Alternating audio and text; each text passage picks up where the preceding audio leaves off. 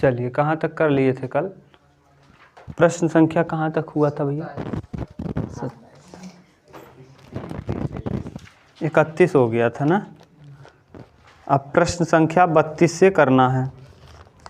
इसमें 31 है, ठीक, इसमें 31 से करना है। पुरानी नई किताब आप देखना, नई किताब में शायद 32 नंबर होगा और पुरानी में 31 ही है। एक प्रश्न कोई ज़्यादा होगा। तो 31 नंबर देखिए क्या कह रहा है। अगर पुरानी किताब होगी तो 32 होगा, नई होगी तो 32 होगा। ए बराबर दिया है, ए बराबर क्या दिया है? 0 - tan α/2, यहाँ tan α/2 और फिर 0, ये दिया हुआ है। तथा I 2 कोटि, कोटि 2 का एक तत्समक अवयव है। I 2 कोटि क्या यानी 2 × 2 का है जी, 1 0 0 1।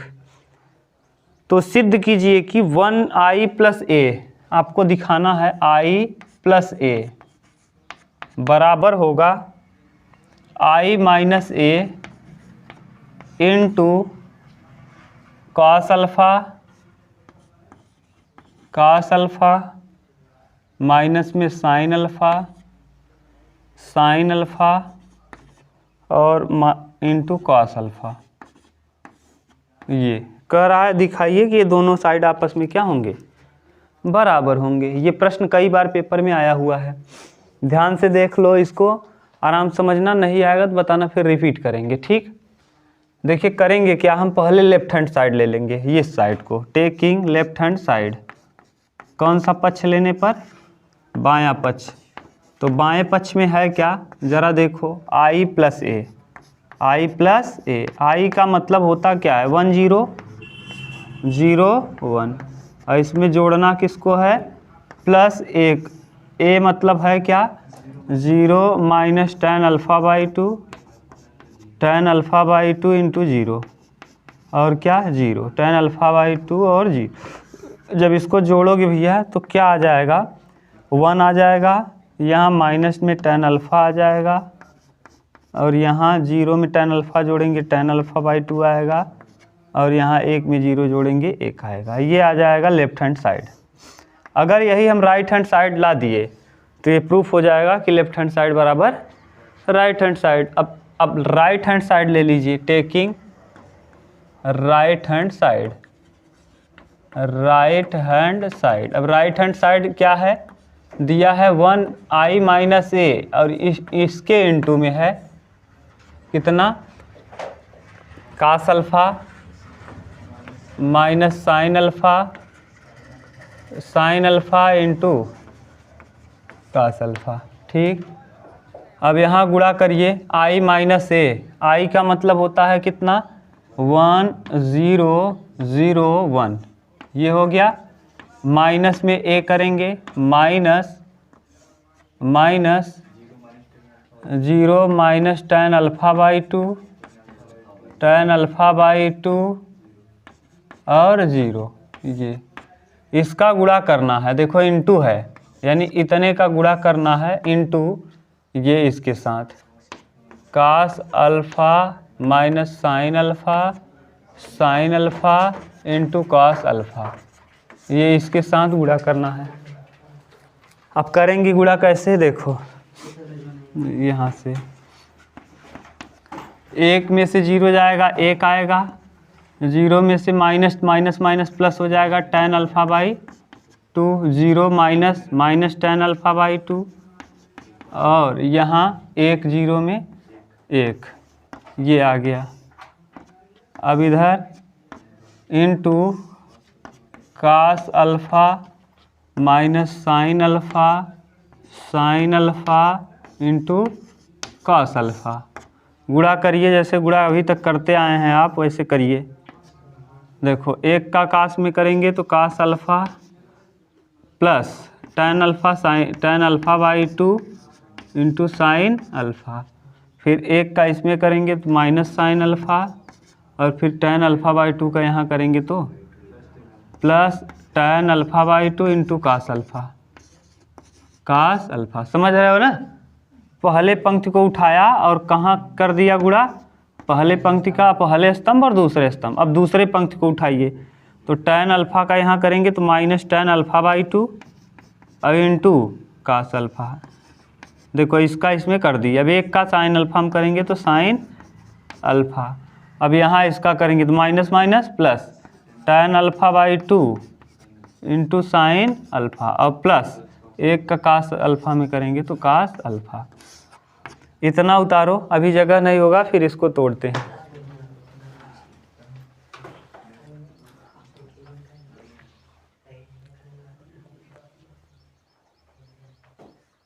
देखो अब इसको करो क्या, अभी और अच्छे से तोड़ लो। यहाँ हम लिख रहे हैं क्योंकि राइट साइड हमको हटाना नहीं है ये। अब इसको अच्छे से तोड़ेंगे, कैसे क्या होगा ध्यान से देखना, थोड़ा छोटा लिखना पड़ेगा तभी आएगा। यहाँ ये कास अल्फा को कास अल्फा रहने दीजिए, यहाँ देखिए cos alpha plus tan alpha को लिख दीजिए साइन अल्फा बटे 2 और बटे कास अल्फा बटे 2 और यहाँ ऐसे ही साइन अल्फा बटे 2 को रहने दो, साइन अल्फा को रहने दो। ठीक, अब बीच में यहाँ माइनस लगा है तो माइनस, साइन अल्फा को साइन अल्फा लिखिए, यहाँ tan अल्फा को बीच में प्लस है तो साइन अल्फा बटे 2 और बटे कास अल्फा बटे 2 और इनटू में कास अल्फा। ठीक, नीचे भी तोड़िए, tan अल्फा बाई 2 को माइनस साइन अल्फा बाई 2 और बटे कास अल्फा बाई 2 और इनटू में कास अल्फा और यहाँ प्लस साइन अल्फा। और इधर देखिए tan अल्फा बाई 2 को साइन अल्फा बाई 2 बटे cos alpha by 2 into sine alpha और प्लस कास अल्फा। किसी को दिक्कत हुआ क्या? कुछ नहीं किए हैं, जहाँ जहाँ tan अल्फा है उसी को हम साइन अल्फा बटे कास अल्फा लिख दिया है। अब अगला स्टेप देखिए करेंगे क्या, यहाँ अगले स्टेप में कास का यहाँ गुणा कर लेंगे तो cos alpha into cos alpha by 2 बीच में plus sine alpha into sine alpha by 2। ठीक, और बीच बटे में पूरे के कास अल्फा बाई 2। यहाँ माइनस साइन अल्फा तिर्यक गुणा करो तो ये हो जाएगा minus sine alpha by 2 cos alpha by 2। देखो इसका यहाँ कर दिए प्लस साइन अल्फा बाई 2 और साइन अल्फा और बटे कास अल्फा अब पूरे बटे में आ जाएगा कास अल्फा बाई 2। सही है। अब अगला स्टेप देखिए, नीचे इसको हम हटा दे रहे हैं, ये नीचे वाला।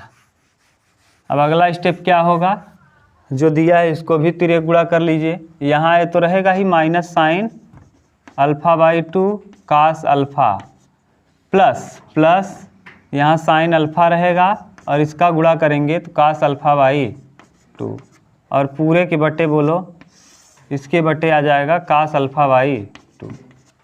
यहाँ sine alpha by 2 into sine alpha plus cos alpha into cos alpha by 2 और पूरे के बटे कास अल्फा बाई 2। ऊपर देखिए cos A cos B plus sign A sine B, cos A minus B का क्या हो गया सूत्र, ऊपर बन गया कास ए माइनस बी यानी cos alpha minus alpha by 2 और बटे में कास अल्फा बाई 2। और यहाँ देखो sign A cos B cos A sine B, sign A minus B का सूत्र, ए की जगह देखो अल्फ़ा और बी की जगह अल्फ़ा बाई 2 और पूरे के बटे कास अल्फ़ा बाई 2। अब यहाँ फिर नीचे अगले स्टेप में का sign A cos B cos A sine B, sign A minus B का क्या हो गया सूत्र, अल्फ़ा माइनस अल्फ़ा बाई 2 और बटे यहाँ कास अल्फ़ा बाई 2। और यहाँ देखो cos A cos B sign A sine B, cos A minus B का क्या हो जाएगा अल्फ़ा माइनस अल्फ़ा बाई 2 और बटे कास अल्फ़ा बाई 2। देखो ज़रा कहीं दिक्कत हो तो बताओ, हमको फिर से करें।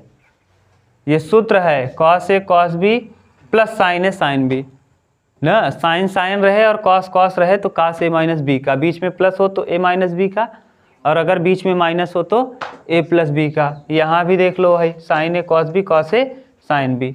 अब देखिए यहाँ 2 अल्फ़ा में से अल्फ़ा जाएगा अल्फ़ा/2, यहाँ लिख दे रहे हैं इस जगह पे ना। अब तो ये प्रश्न की ज़रूरत नहीं। यहाँ कास अल्फ़ा, 2 1 क्या 2, 2 में से 1 जाएगा 1, तो यानी कास अल्फ़ा/2 यहाँ बचेगा। नीचे कास अल्फ़ा/2 पहले से है। फिर यहाँ 2 1 क्या 2 में से 1 जाएगा 1, साइन अल्फ़ा/2 और बटे साइन अल्फ़ा/2, अच्छा कास अल्फ़ा/2।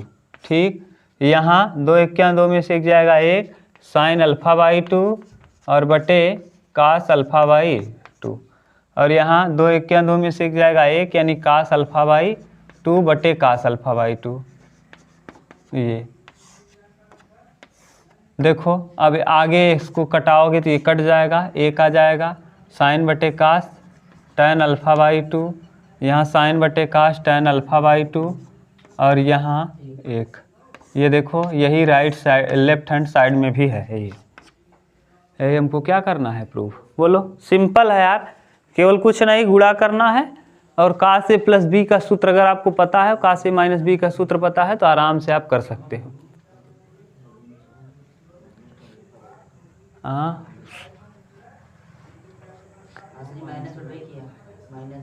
Sign A cos B, cos ए, अच्छा हाँ हाँ, यहाँ माइनस है, उतार लो। हाँ हाँ,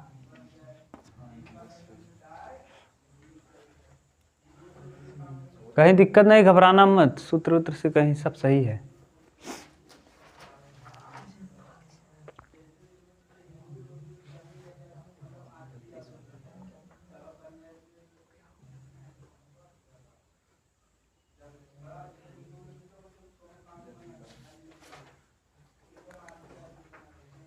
उतारो, थोड़ा माइनस प्लस ध्यान ले लेना। 32 नंबर देखिए क्या कह रहा है, प्रश्न संख्या 32 में कह रहा है f(x) बराबर cos x minus sine x 0, sine x cos x 0 0 0 और 1, ये दिया हुआ है। तो सिद्ध कीजिए कि f(x) इंटू f(y), तो सिद्ध करना है ये f(x) इंटू f(y) बराबर f(x) प्लस y। ठीक, पहले हम लेफ्ट हैंड साइड ले ले रहे हैं, taking left hand side. Left hand side ले लीजिए। देखिए लेफ्ट हैंड साइड में है क्या, f(x) इंटू f(y). f(x) आपको पता है क्या है, देखो यहाँ पे cos x minus sine x 0, sine x cos x 0 0 0 और 1, ये है f(x). f(y) है इंटू में, जहाँ x है वहाँ हम क्या रख देंगे, y, तो ये हो जाएगा cos y माइनस में साइन y ना 0, यहाँ साइन y, यहाँ cos y 0, यहाँ 0, यहाँ 0, यहाँ 1। ठीक, अब करिए क्या, दोनों का गुणा करिए। तो cos x का cos y में करेंगे तो क्या हो जाएगा, cos x plus cos x cos y ना, इसका इसमें कर दिए, इसका इसमें करेंगे minus sine x into sine y। 0 का 0 में 0 लिखने से कोई मतलब नहीं है। दूसरे में करिए, कास का साइन में करेंगे तो माइनस साइन एक्स न देखो कास का साइन में, कास का साइन में तो माइनस साइन वाई, वाई है साइन वाई और कॉस एक्स। देख लो इसका इसमें, अब इसका इसमें करिए तो minus sign X cos Y, ठीक। और फिर इसका इसमें करेंगे जीरो, कोई मतलब नहीं। अब इसको लेंगे यहाँ जीरो, इसको यहाँ जीरो, इसको यहाँ जीरो, तो यानी कुल मिला के यहाँ आ जाएगा जीरो। देख लो कहीं दिक्कत हो तो बताना। ये तीसरा स्टेप डायरेक्ट लिख दिए, जोड़े ओड़े नहीं है कुछ, कंफ्यूज मत होना, डायरेक्ट 3 जीरो लिख दिए। कैसे? इसका इसमें किए, इसका इसमें किए, इसका इसमें, इसका इसमें कर दिए, इसका इसमें, इसका इसमें, और जब इसका इसमें करेंगे जीरो, इसका इसमें करेंगे जीरो, इसका इसमें करेंगे जीरो, जीरो में जीरो में जीरो जोड़ेंगे जीरो आ जाएगा। अब यहाँ बड़ा है ना, इसलिए एक देखो दूसरे पंक्ति को लीजिए, साइन का कास में साइन एक्स कास वाई, ठीक, साइन का कास में, कास का साइन में plus cos X sine Y, फिर जीरो का जीरो में कोई मतलब नहीं, फिर दूसरे पंक्ति का दूसरे स्तंभ में तो माइनस में साइन एक्स साइन वाई। देख लो माइनस में साइन एक्स और साइन वाई, कास का कास में plus cos X cos Y. तीसरा जीरो का जीरो में जीरो, अब इसका तीसरे में करेंगे, साइन जीरो का साइन एक्स का जीरो में जीरो, कास एक्स का जीरो में जीरो, जीरो जीरो एक में जीरो, यानी कुल मिला के यहाँ तीसरे स्टेप में जीरो का इसमें जीरो, जीरो का साइन में जीरो और जीरो, यानी कुल मिला के यहाँ आएगा जीरो। अब यहाँ इसका इसमें करेंगे जीरो, इसका इसमें करेंगे जीरो, इसका इसमें, यहाँ भी जीरो आ जाएगा, और फिर यहाँ करेंगे जीरो जीरो और एक, अंत में आ जाएगा कितना 1। ये सूत्र बन गया, सूत्र ऊपर देखो किसका सूत्र बन गया, कास ए cos B minus sine A sine B, cos x plus Y, cos x plus Y का क्या बन गया सूत्र, यानी यहाँ आ जाएगा कास एक्स प्लस वाई। यहाँ माइनस कॉमन कर लेंगे तो sign A cos B cos A sine B, minus common करते ही sign A sign X plus Y का क्या हो जाएगा सूत्र। अरे भैया माइनस कॉमन कर लेंगे, यहाँ भी प्लस हो जाएगा, यहाँ भी plus, sign A cos B cos A sine B, sign A x Y, ए मतलब वाई और बी मतलब x, sign A cos B cos A sine B, तो ये सूत्र हो गया। और यहाँ जीरो। अब इधर देखिए sine A cos B cos A sine B, sine X plus क्या वाई, और यहाँ cos A cos B minus sine A sine B, cos X plus Y, और यहाँ जीरो, यहाँ जीरो, यहाँ जीरो, यहाँ एक, ये आ गया लेफ्ट हैंड साइड। अगर इतना ही राइट हैंड साइड आ गया तो हम कह देंगे लेफ्ट हैंड साइड बराबर राइट हैंड साइड, ठीक। उतारो तब आगे करें।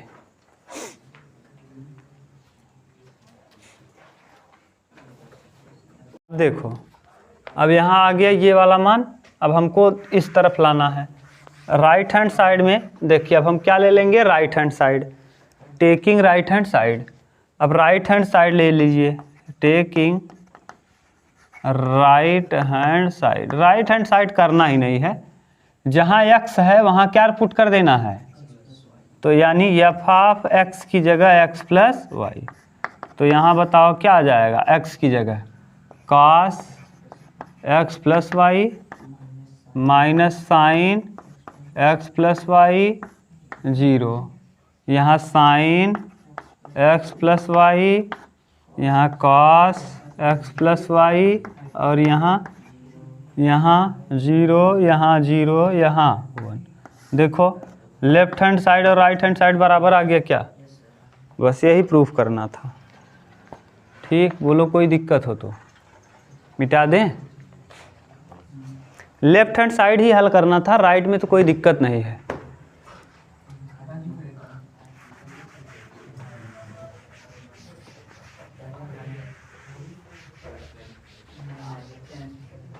अब देखो अगला,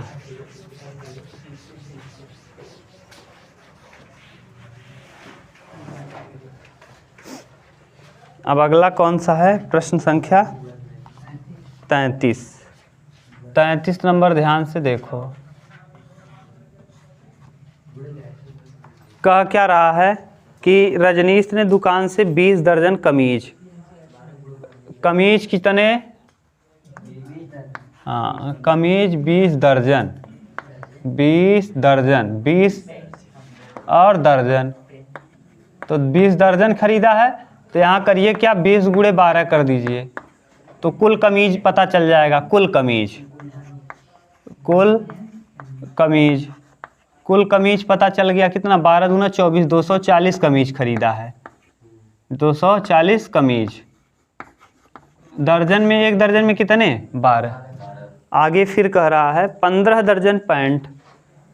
15 दर्जन पैंट कितना खरीदता है? 15 दर्जन, हाँ दर्जन।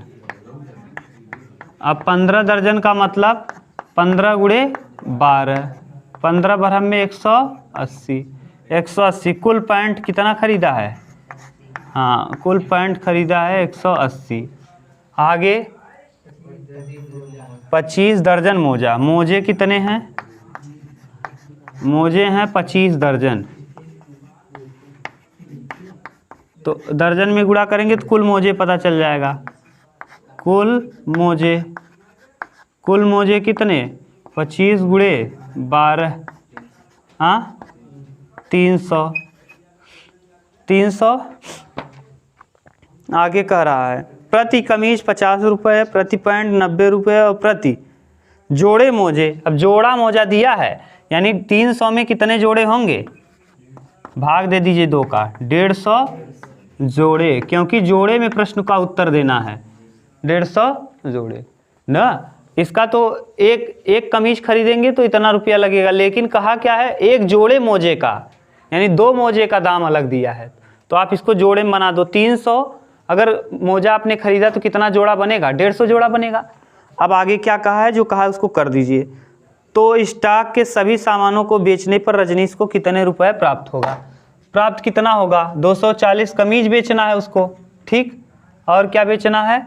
180 पैंट बेचना है और 150 जोड़े मोजे, ये है। और यहाँ देखिए प्रति कमीज बोला है, प्रति कमीज कितने रुपए में? 50 रुपये। प्रति पैंट 90 रुपये। और प्रति जोड़े मोजे, जोड़े में बना दिए 12। गुणा करो जैसे गुणा करते आए हो। तो यहाँ से कुल कितना रुपए प्राप्त होगा? 240 गुणे प्लस 180 गुणे 90 प्लस 150 गुणे 12। जोड़ लो कितना आएगा? 24 पंचे 120, हाँ प्लस 18 नवैया 162, 00 प्लस 15 बरहम में 180, 0 18। जोड़ लो 12,000, 16 12 28,200 ना, और यहाँ 18।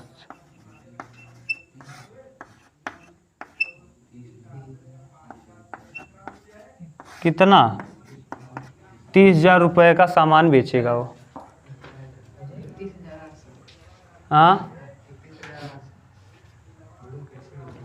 देखो जोड़ने में कहीं गलत तो नहीं किए।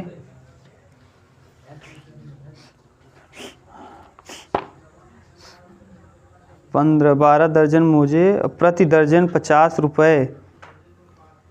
यदि प्रति कमीज 50 रुपये, प्रति पैंट 90 रुपये तथा प्रति जोड़े मोजे का मूल्य 12 रुपये। सही तो है? सही है सारड़ी। चलो उतारो। समझ लो प्रश्न गलत क्यों हुआ।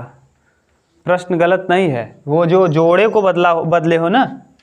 यहाँ क्या कहा है? कुल मोजे कितने हैं? 300। 300 प्रति जोड़ा मोजा नहीं, प्रति मोजे का कीमत कितना है? 12 रुपये। यहाँ 300 कर दोगे तब आ जाएगा। कितना? 300 जैसे ही करोगे तो देखो ये तो रहेगा ही, यानी ये 12,000 रहेगा। ना, ये 16,200 रहेगा। हाँ वही गलती वो किया है, हम लोग सही किए हैं। और 300 का 12 में करोगे 12 तिहाई, ठीक, 12 तिहाई कितना, अब जोड़िए 0 0 6 2 8 6 3 9 2 11 का 1 1 2 1। समझ गए गलती कहाँ हुआ? यही गलत किया, वो खुद गलत दिया है, हम लोग गलत नहीं किए हैं। प्रश्न ही गलत दिया है कि प्रति मोजे का कीमत कितना है, 12 रुपये। प्रति जोड़े मोजे का नहीं बल्कि प्रति मोजे का कीमत 12 रुपये है। समझ गए? अगर किताब में बनाना चाहो या तो उत्तर बना लो या तो कर दो वहाँ प्रति मोजे का कीमत, कोई दिक्कत नहीं ना। उत्तर क्यों गलत हुआ समझ गए ना? हाँ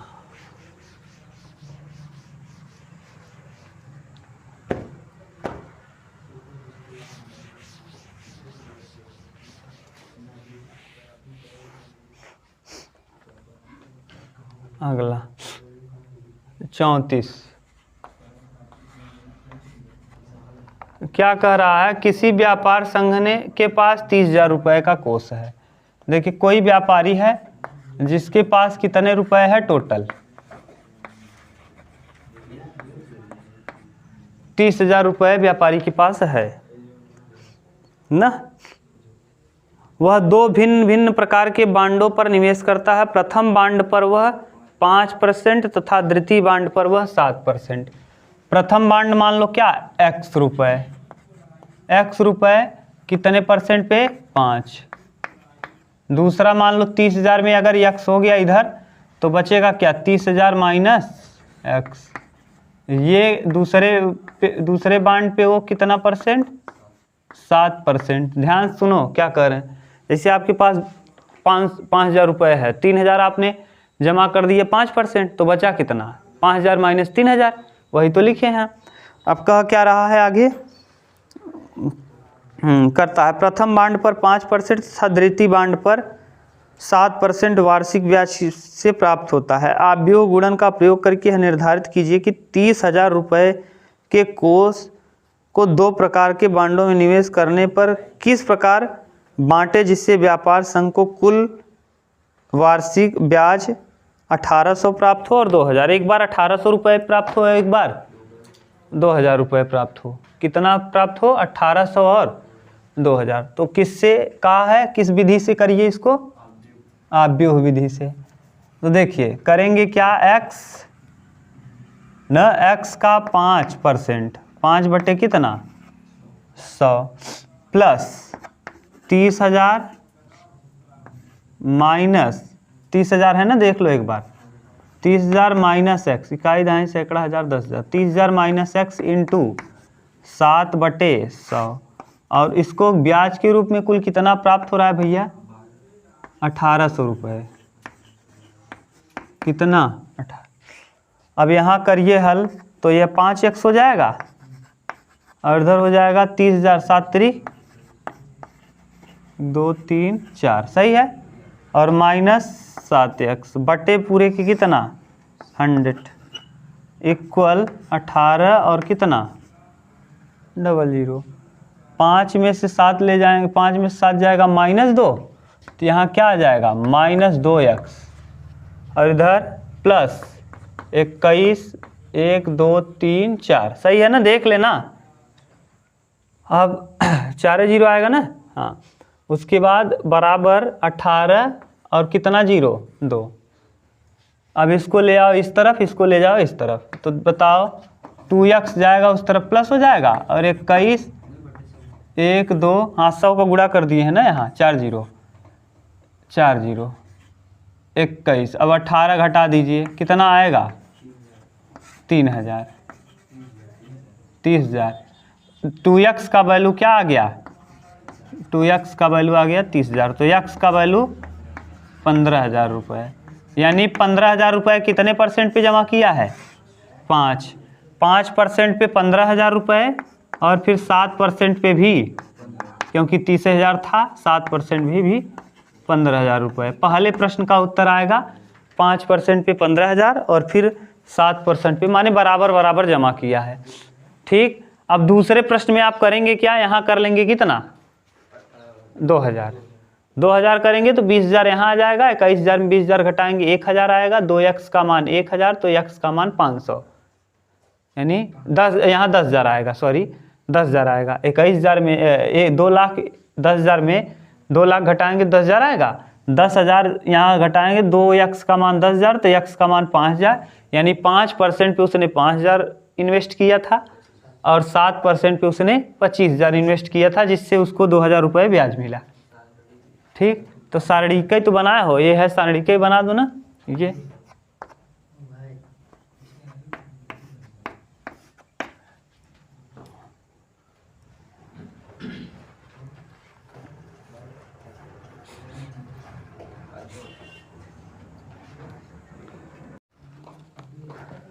चलो देखो लास्ट अंतिम क्वेश्चन इस प्रश्नावली का, क्वेश्चन नंबर 35। करा किसी स्कूल की पुस्तकों की दुकान में 10 दर्जन रसायन विज्ञान, देखो रसायन के कितने हैं 10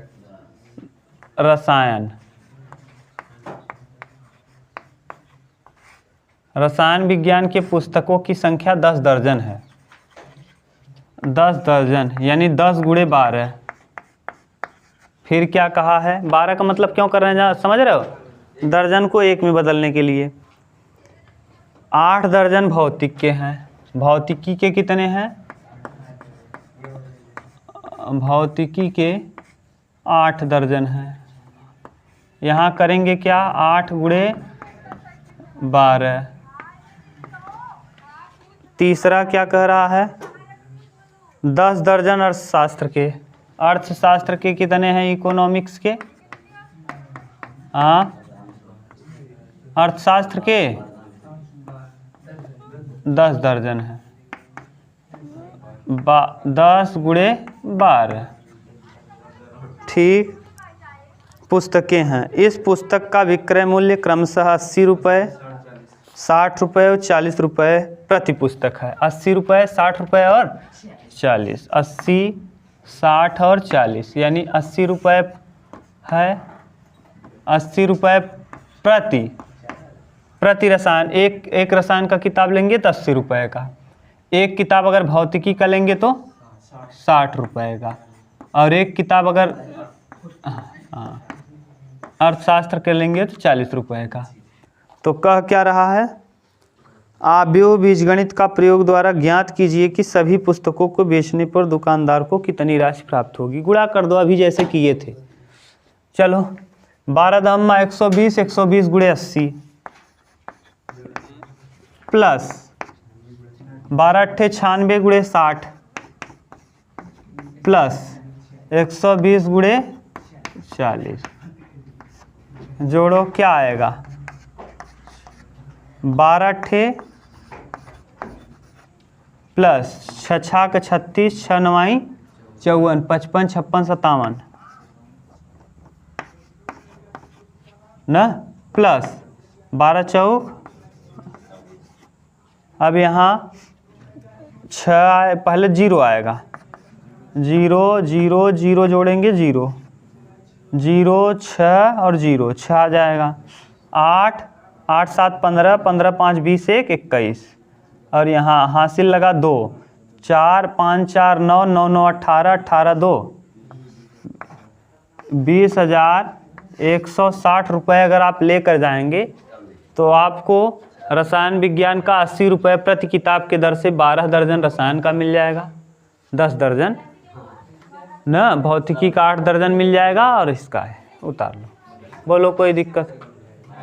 ठीक, मिला लो, उत्तर इसमें गलत नहीं होगा, इसमें देखो प्रति दिया है ना। उस मोजे वाले में गलती क्यों हो गया था, क्योंकि मोजे में दर्जन की जगह जोड़ा दे दिया था, हम लोग सही किए थे, प्रश्न का उत्तर गलत दिया था। ठीक।